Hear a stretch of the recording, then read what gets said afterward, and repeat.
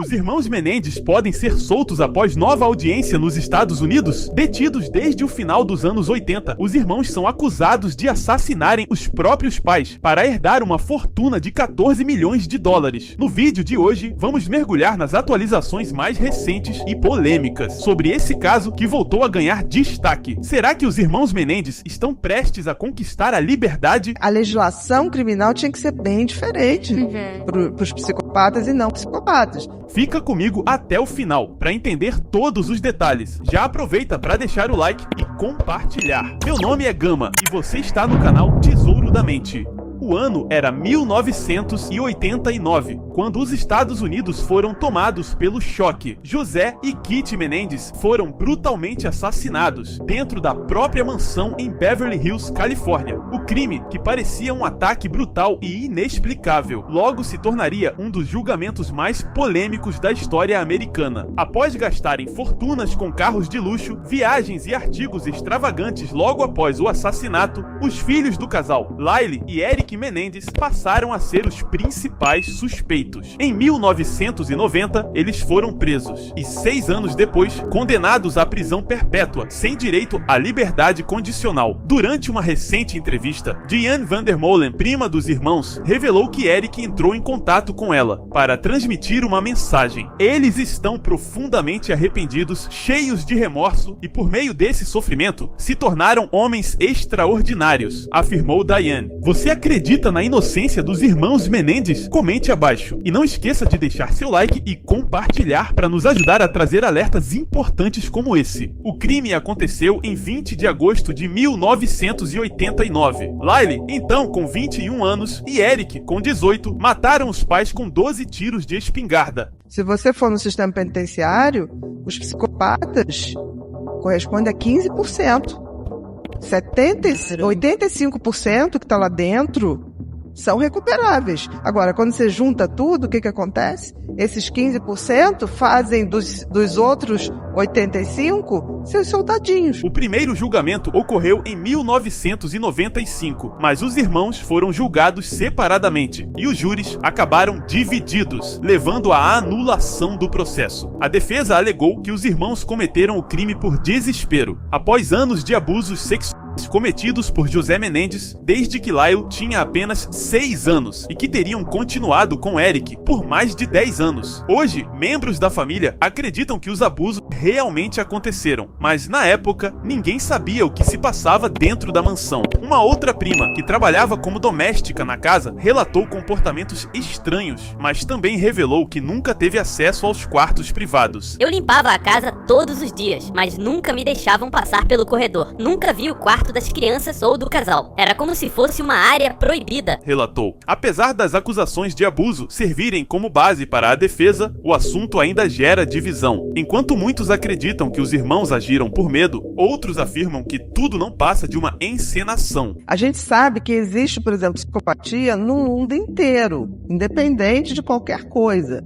Só que tem que a forma como se lida culturalmente, socialmente e até em termos jurídicos com essa perversidade faz com que você tenha níveis reduzidos. Não porque tenha menos psicopata, mas porque o psicopata, como a gente sabe, ele sabe o que faz com quem faz na hora que faz. Então ele sabe que terá consequências. Então ele se torna muito mais cuidadoso e ele só faz quando tem total certeza de que não vai ser pego. Mas o tema voltou a ganhar força em 2023, quando Roy Rosselló, ex-integrante da banda Menudos, revelou em um documentário que também teria sido abusado sexualmente por José Menendez. Na época, José era executivo da gravadora RCA Records, responsável pelo grupo. A revelação reacendeu o debate sobre o passado sombrio de José. Outro elemento importante é uma carta, supostamente escrita por Eric Menendez em dezembro de 1988, cerca de 8 meses antes do crime, para seu primo Andy Cano. No bilhete, Eric descrevia com detalhes os abusos que vinha sofrendo em casa. Como citamos anteriormente, Lyle e Eric Menendez comparecem novamente ao Tribunal de Los Angeles nesta sexta-feira, dia 11. buscando uma nova sentença que possa colocá-los em liberdade, após mais de 30 anos presos pelo homicídio dos pais, José e Kitty Menendez, cometido em 1989, na luxuosa residência da família em Beverly Hills. Desde 1994, cumprindo pena, os irmãos iniciaram, no ano passado, mais uma tentativa de revisão do caso. Esse movimento ganhou força, com a repercussão de uma série documental. Um documentário,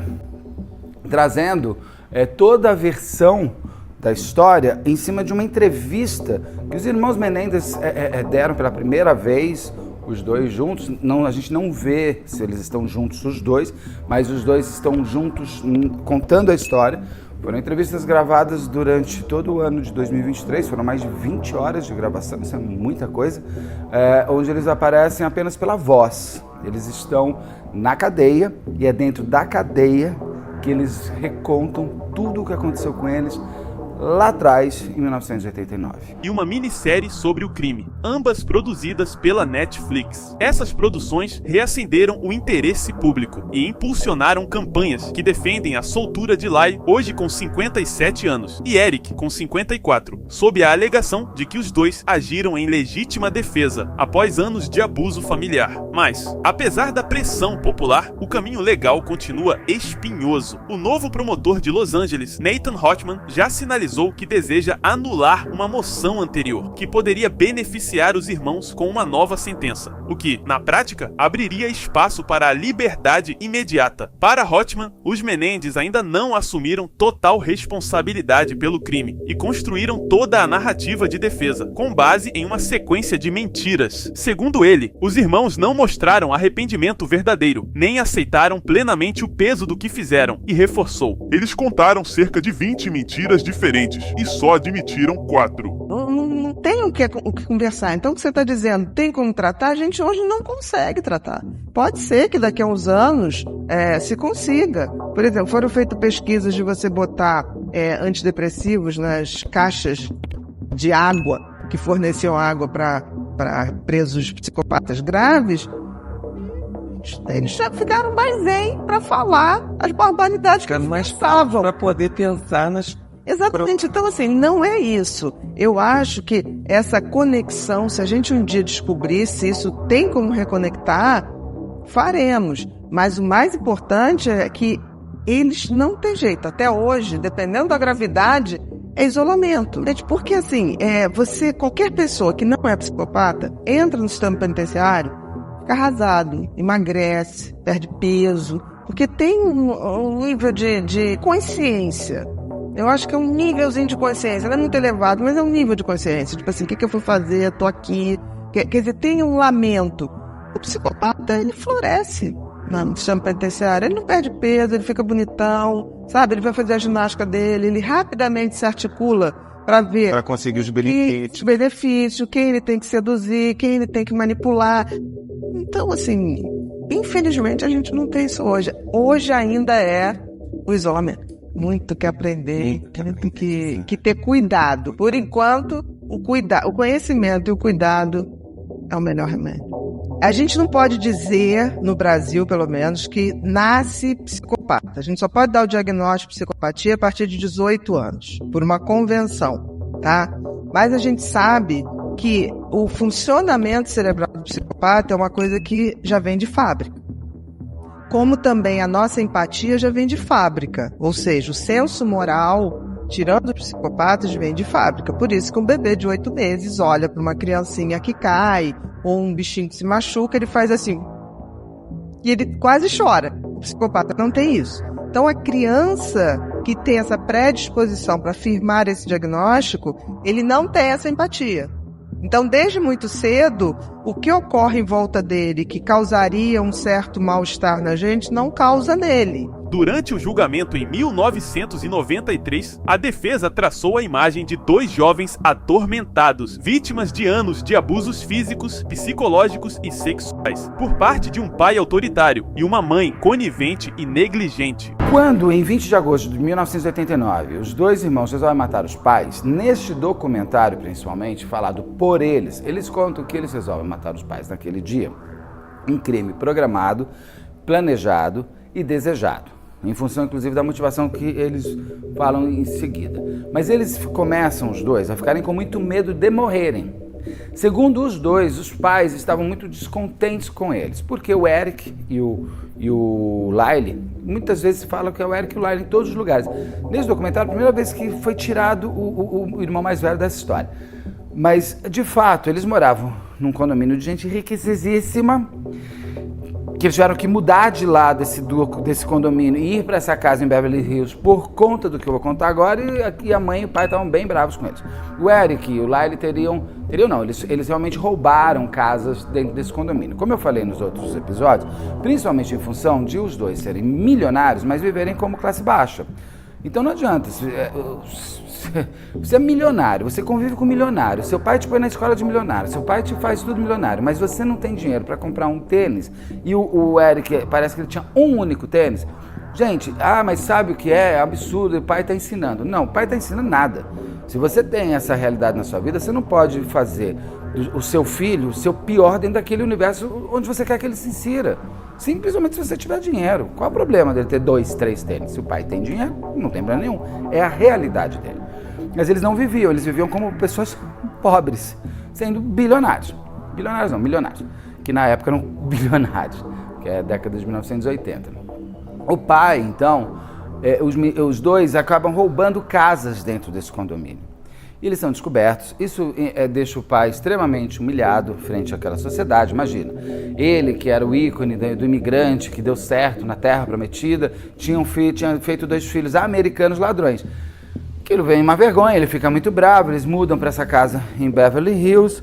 A esposa dele, a mãe dos meninos, não queria de jeito nenhum, porque ela queria morar naquela casa, onde ela estava construindo um universo paralelo. E ela fica muito brava, o pai fica muito bravo com tudo que aconteceu. E eles tinham real medo de serem mortos. Ao mesmo tempo que existe uma outra possibilidade, que eles estariam sendo deserdados pelo pai e pela mãe.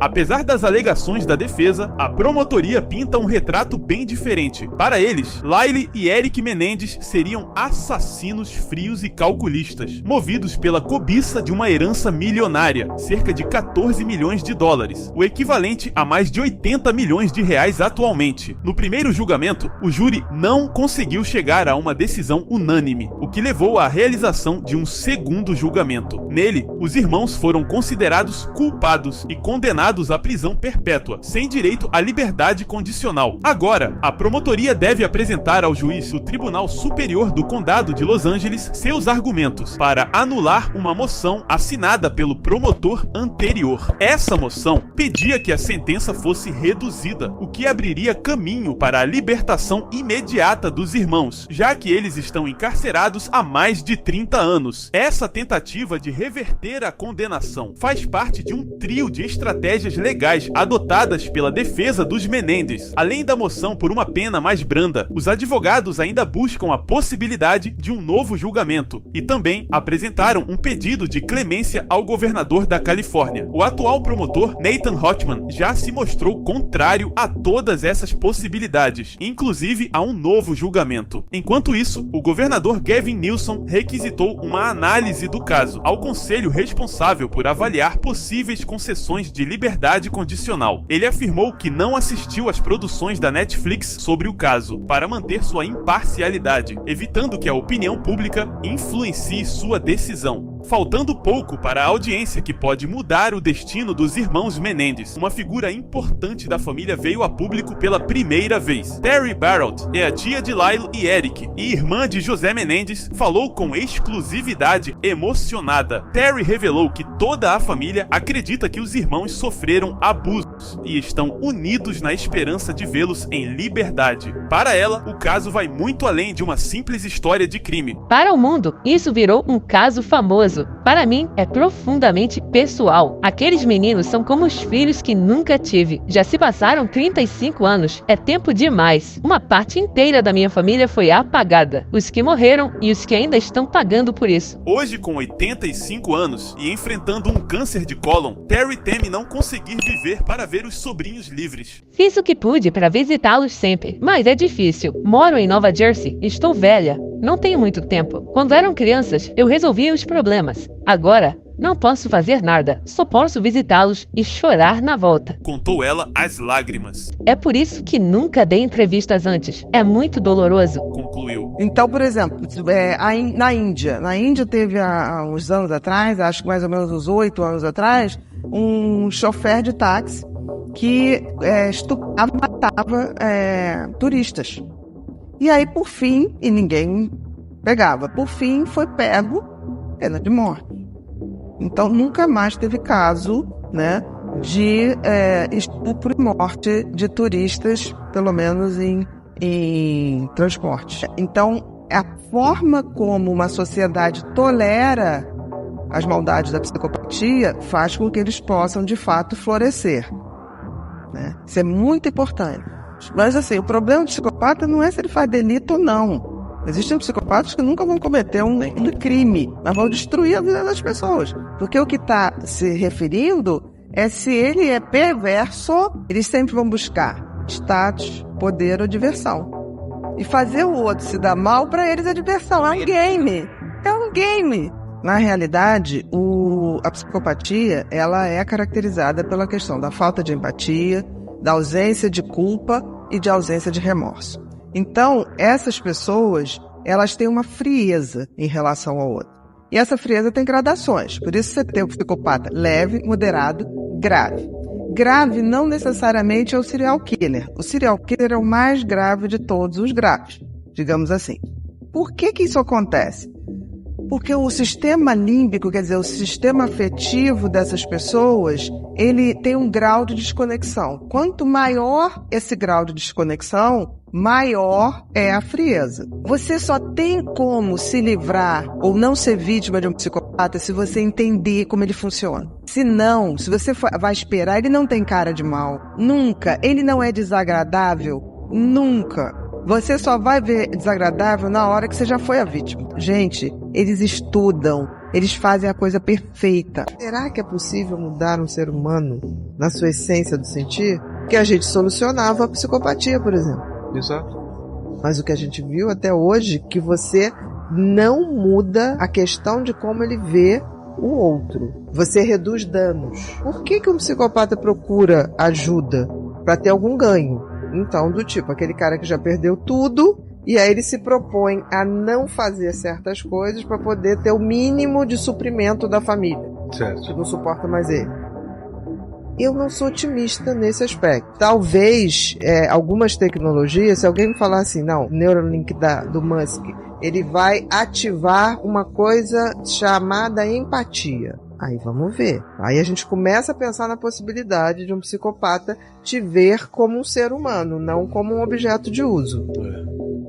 Mas eu acho difícil. Qual sua opinião sobre essa história toda? Comente abaixo. E não esqueça de deixar seu like e compartilhar, pois isso ajuda muito o canal a continuar trazendo alertas importantes. Enfim, gostaria de fazer um agradecimento super especial para a nossa assinante Premium do canal, Antônia Monteiro, que acaba de atingir o nível Platinum e completou 2 meses como nossa assinante. Muito obrigado! Se quer ter acesso a conteúdos exclusivos do canal Tesouro da Mente, ser sempre respondido antes por mim, ter acesso antecipado a novos vídeos, seu nome citado nos vídeos, etc., clique em Seja Membro e torne-se membro do canal Tesouro da Mente. Enfim, mudando um pouco de assunto, mas trazendo algo muito relevante, você sabia que o seu cérebro começa a envelhecer aos 30 anos? E que o estresse, a ansiedade e a falta de cuidados podem acelerar esse processo, abrindo portas para doenças como Alzheimer? Pois é, mas não se preocupe, você pode reverter isso. Apresento a você os 3 pilares da saúde cerebral. Um método simples, barato, fácil de aplicar e comprovado para manter sua mente jovem, ágil e saudável durante toda a vida. Ao adotar pequenos hábitos diários, você vai melhorar sua memória, concentração e até reduzir o risco de doenças degenerativas. Imagine acordar todos os dias com energia mental renovada e foco total, sem perder a clareza de pensamento ao longo dos anos. Esse é o futuro que você pode construir agora. Clique no link que vou deixar na descrição e no comentário fixado, que te ensinará tudo sobre como manter seu cérebro forte e otimizado. Não perca tempo, invista na sua mente agora e tenha acesso imediato. Ah, e ainda tem 2 bônus exclusivos para você. Um guia sobre burnout e outro para combater a névoa cerebral. Problemas que muitos enfrentam sem saber como resolver. Clique agora e comece sua transformação mental. Sua mente merece o melhor. E acesse nossa playlist com a cobertura completa do caso Daniel Alves. Até breve!